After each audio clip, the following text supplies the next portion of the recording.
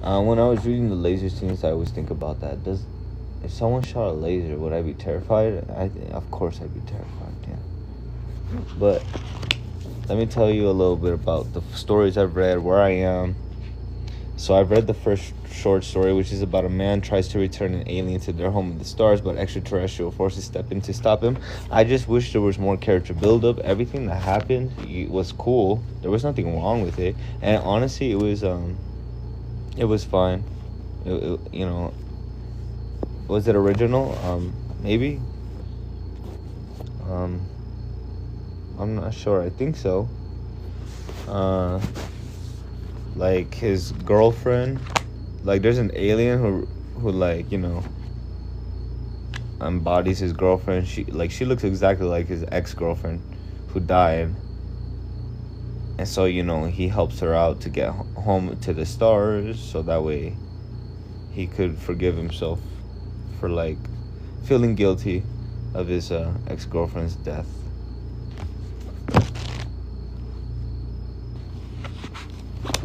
It was pretty good. I just wish there was some more character build-up, so I gave it like a 3 out of 5. And then the next story was about a misunderstood and abused by humans. A synthetic sex worker discovers that it is the salvation for his people. Classic villain, mustache twirly. And I gave it like a 3.5 out of 5. It was actually really unique, I thought. Like, it's about a robot sex slave. And it just feels pretty unique. Yeah, I liked it. But then there's a girl sets out on a hunt for revenge by terrorizing her school with an ice cold superpower. It's good. The problem with that story is it's just Carrie. It's just Carrie. Which is fine. It's just it's like a love letter for Carrie. You could honestly, so it's good. It's about a girl who gets bullied, and she like destroys the school. She with her ice powers, she kills people with her ice powers, and cops too. And the mom, well, they said that her whole family bullied her, and Carrie was just her mom, but that's okay. That was like two differences. Is the ice power. The second difference is it was the whole family instead of the mom, and then so technically you could argue that Carrie's whole family is her mom, so it's her whole family too. But no, I know I'm just getting technical with it. But yeah, I liked it. There was nothing wrong with that story, to be honest. It's Carrie. Like, what if Carrie had ice powers? The Monarch monster. Interesting. So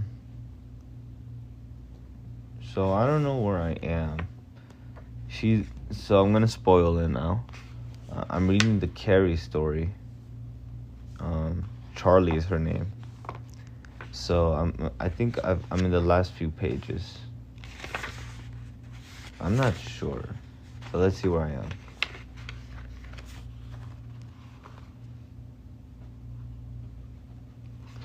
So Carrie gets shot by a cop, and she doesn't die.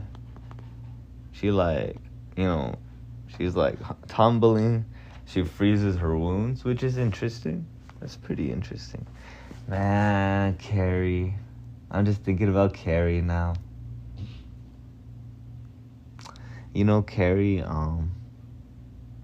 damn, she could have done something similar, huh? You know how she's bleeding out? She could have, like, stopped her bleeding with her telekinesis somehow. She could have, as gruesome as it may sound, she could have stolen blood from other humans. Like a bloodbender. I know they exist, bloodbenders. It's either they bloodbend because they can only bloodbend, or they bloodbend because it's like a mixture of the water bending and the solid bending, earth bending, maybe. I don't know. I haven't seen Avatar. I saw the movie. The movie was good. The movie was like a 8 out of 10. Hot take. All right, guys, let's find out where I am. Shed through her chest. She turns forward. Gymnasium slams. Oh, she was levitating the school, and she was gonna just destroy it. How'd she do it? That's something else Carrie could have done. But I know Carrie was young, and she wasn't used to her powers. This girl though, she's like lifting schools, which is actually pretty cool. And then but then she like thinks about how the people who are innocent probably don't deserve this, which is a weird character change in the middle of a massacre, really. So I was just like, that's interesting. It only took you 50 lives, 70 lives until you got it. But okay. So she gets it, and then she like, she gets shot. So then the gymnasium falls. Vehicles are blown from the debris. More bodies die from the smash. Not long after, outside Jahesh Makbag school, there's the cop going inside the school trying to find Carrie now, or Charlie. They rhyme. Like, that's on purpose though.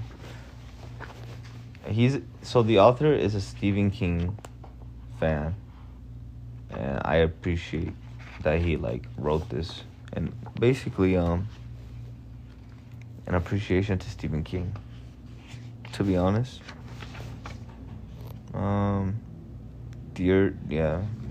He's I like the religious innuendos in the story though. Those are actually really cool. So far my least favorite story was honestly maybe the first one. If this ends like Carrie, I don't know, because I already read Carrie, you know what I mean? I feel like I'm reading chapter 18, whatever. That's dope though. Look, I'm gonna compare him to comparing him to Stephen King. That's that's an honor. So that'd be dope.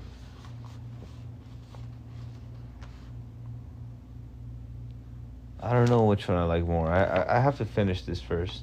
The action in Carrie, I think, is I feel like it's a little more fluid. I feel like it's because we had just more scenes though. The action here is cool, but no, that's pretty good. Is it pretty descriptive? Maybe, I think so. I think it's pretty descriptive. It can get a little jarring, to be honest, because I imagine things when I read, and it's nasty imaginations. Students are getting killed, that's not fun. All respect,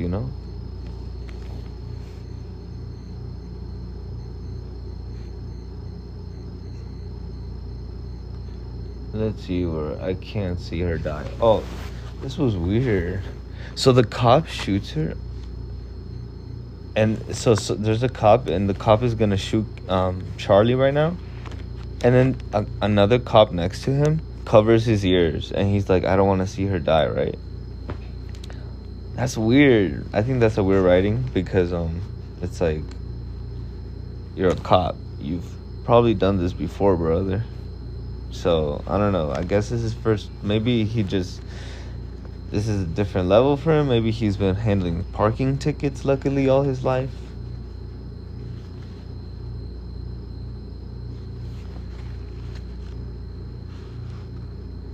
Let's see.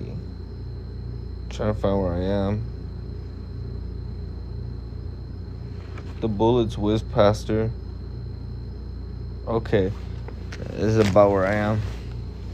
Her warm blood melts through the ice layer and drips into the snow.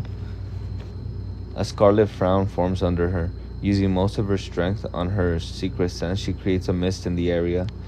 Junior and Jahesh maneuver around the ice pick and dash through the demolished structure. They squeeze through bent ceiling arches and enter the fog through the gap in the stands.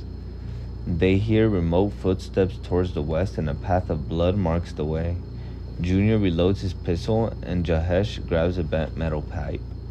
They pursue after Charlie by running next to the bloody path.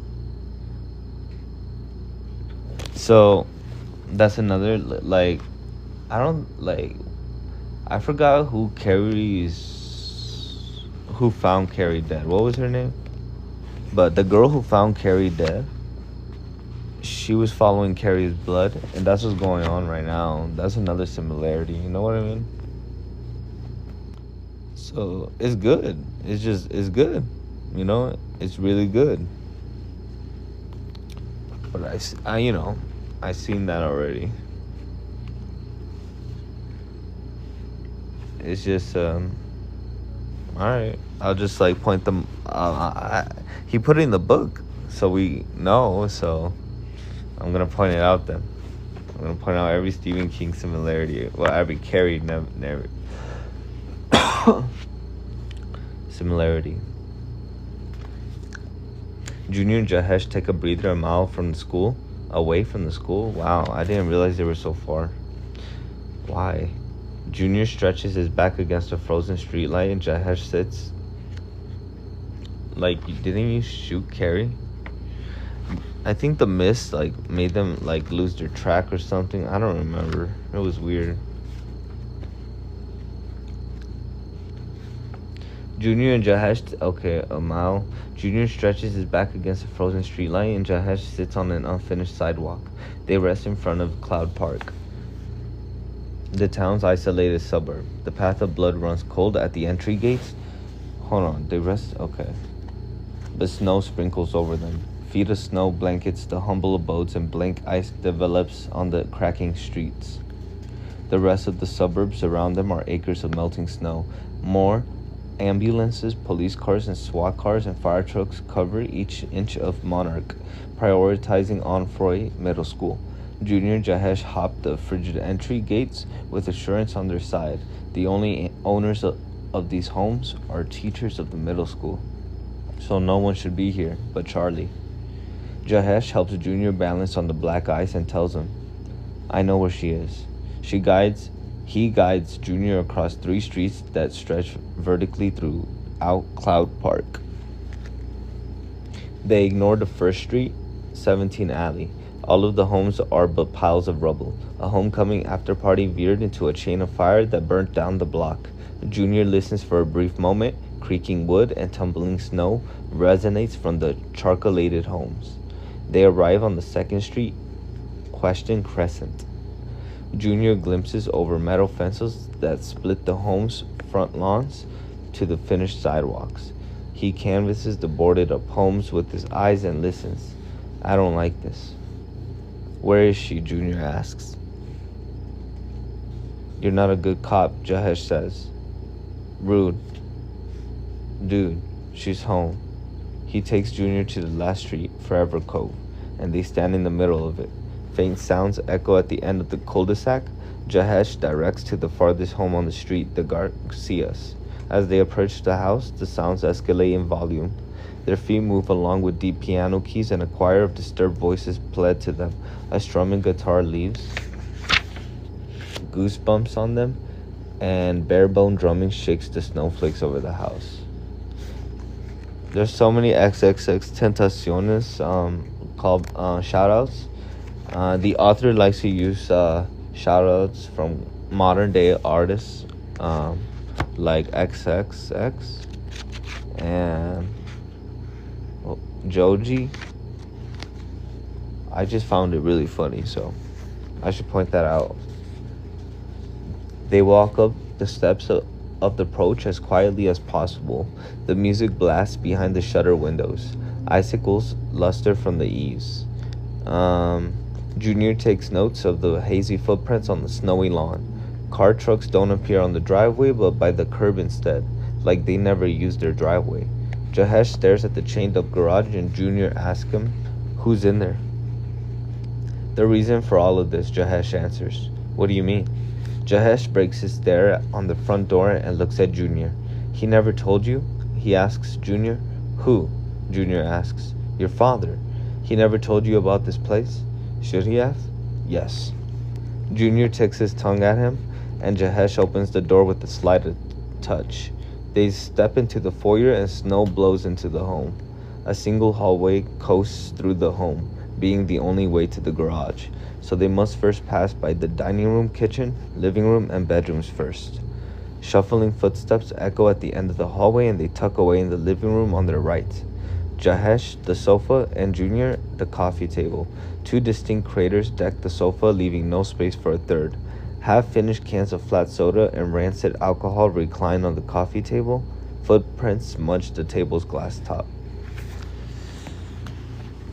Are we in some guy's house? Where are we? Let me see. I forgot. Junior uses the reflection of the massive flat-screen TV to survey the hallway. He sees nothing, but notes 5 broken locks on the front door. Were they hiding something from the world? But what? Charlie! Oh, they must have known about her. Powers? But did nothing about it? Why? That's what they didn't carry to. No other noise emerges from the hallway other than the song being replayed. I really like the song. So in this story, Charlie, she's listening to an album by X, and she's killing people while listening to X, and she has a whole doomsday plan. So it's interesting. Is she in the garage? Junior asks. No other noise emerging other than the song being played. Duh, Jahesh mumbles back. Let's be careful and check every room. Oh, she already died, huh? Jahesh reluctantly shakes his head.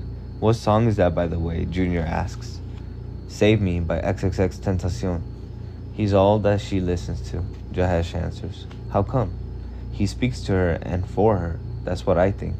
They creep up to the dining room kitchen adjacent to them. Jahesh restrains himself from knocking over the dining table, which is set for two seats and 2 table sets. How could they do this to her? He stands in the hallway and becomes their lookout as Junior investigates the kitchen. Junior glimpses into the open cupboards and drawers. He stumbles upon knocked off cereal boxes, stained silverware, thin paper plates, and dusty soup cans. I hope that this takes a twist on Carrie. That's what I'm hoping for. A dirty light bulb spreads a mellow luminance out of the ajar fridge and piques his interest. He opens the fridge and empty shelves gawk back at him. The Gracias must be hungry people. Oh, the Garcias. They leave nothing to waste. Plastic bags of olive meat idle in the bottom transparent crisper, and an uneasiness settles in him. He slides the crisper open and picks up one of the bags. He sniffs the slightly frozen bag and gags. He drops it back into the crisper and closes the fridge. Smells rotten, like they bagged up a roadkill animal. Before he moves forward, he notices a broken chain lock on the corner cupboard. How did I miss that? I would lose my head if I... He snoops in the cupboard and discovers jars of hair. Price tags furnish the lids. What? He jiggles one of the jars and confirms his suspicions. That's hair, and a lot of it. He looks back at the fridge. Does it belong to that animal? He scampers out of the dining room, kitchen, and they tiptoe through the hallway. Jahesh shines. Damn, I had a completely different vision. I thought they were selling Charlie's hair, and then her hair had powers or something. That's fucking crazy.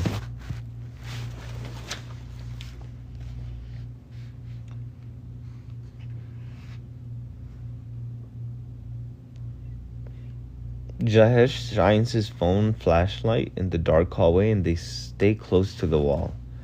They listen for any sound in the bedrooms as the music could be a distraction. Charlie can be waiting in any of them. All three rooms are missing doorknobs and are slightly open. The closest one to them is the master bedroom.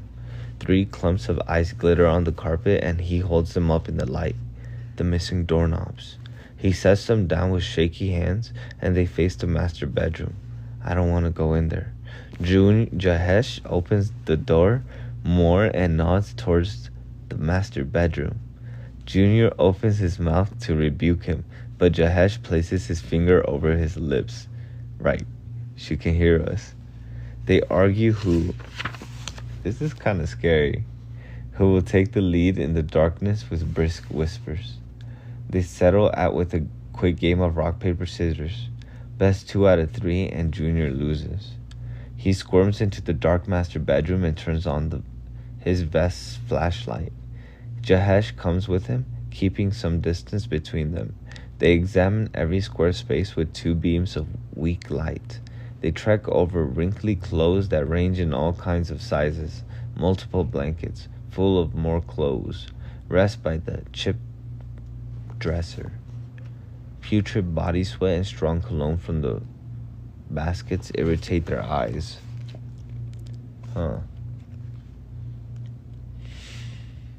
Huepillas and polo shirts hang in the closet under plastic covers. Mountains of box dress shoes and huaraches stand over the clothes on the shelf. A single chest marked with "Don't touch" reclines at the bottom of the closet. They look into the chest and they reach into it. They pull out worn-out clothes for a young girl. Their lights gleam through the slashes in the clothes, casting devilish grins on the floor. They withdraw. My crazy roommate. He's so dumb.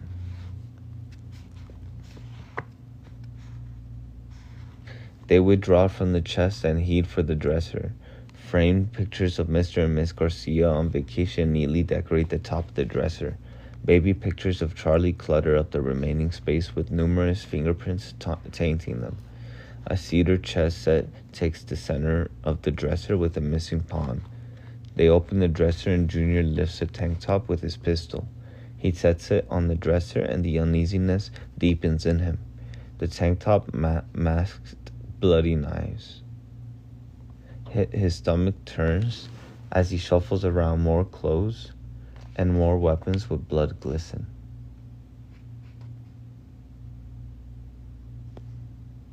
Jahesh eyes the weapons and moves away from them.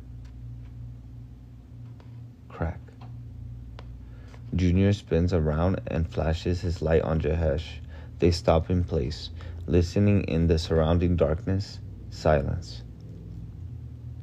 Jahesh feels something under his foot and motions towards it with his pupils. Jahesh takes 2 more steps back and Junior looks down. A busted laptop sticks out from under the bed and Junior picks it up. He opens it and confirms the cracked screen. Dang. I'll say it was like that when I got here.